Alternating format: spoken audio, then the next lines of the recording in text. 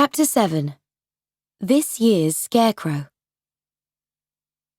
When school finished that afternoon, Chloe and Pete went into town. There were people and police cars in front of one of the shops, and a man was on the ground. "What happened here?" asked Chloe. "It's Freddy Post. He had a big electric shock," said a man.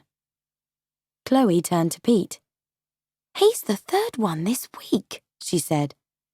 "And here's something interesting. They were all in the school football team in 1989.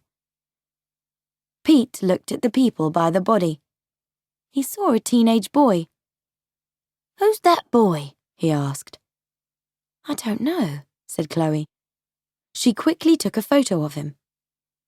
The two friends walked back to the school and went to the newspaper room. "I'm going to put this photo into the computer," she said. "Can you find the 1989 yearbook, Pete?"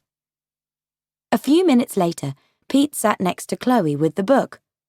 "Chloe, look," he said. "This boy, 12 years ago. His name's Jeremy Creek." Chloe looked at the book and then at her photo. "It's the same person," she said. "And he's the same age. That's interesting." Chloe and Pete used the internet and wrote emails. They found old newspapers. "I'm going to find Clark," said Pete. "We must tell him about this." Pete came back with Clark. Clark looked at the two photos of Jeremy Creek. "Jeremy had a big electric shock 12 years ago," said Chloe.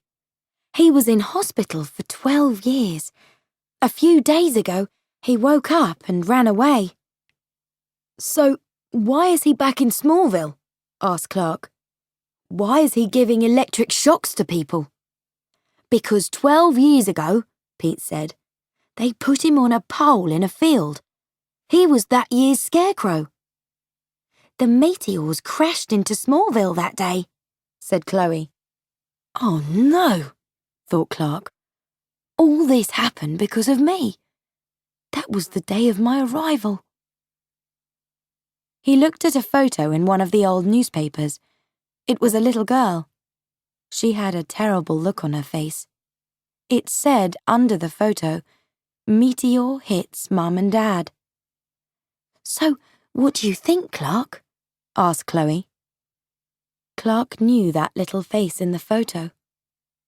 Oh no, Lana. "Why didn't you tell me about this before?" he shouted. "I did this!" He ran from the room. In front of the school, he met Whitney. "Hi, Clark," said Whitney. "I'm looking for you. You're this year's scarecrow." "Leave me alone, Whitney," said Clark angrily, "or I'm going to—" "You're going to what?" said Whitney. "Come on, Clark, hit me." He took off his jacket. Clark moved nearer to Whitney, but he suddenly started to fall. He saw Lana's green necklace under Whitney's open t-shirt. "What's between you and Lana?" shouted Whitney. "You can have her necklace." He took off the necklace and put it on Clark. "But you can't have Lana. I'm taking her to the dance tonight." Clark didn't feel well. He tried to move, and then everything went black.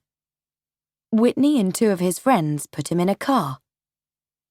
Jeremy Creek watched everything, and he remembered this day 12 years ago.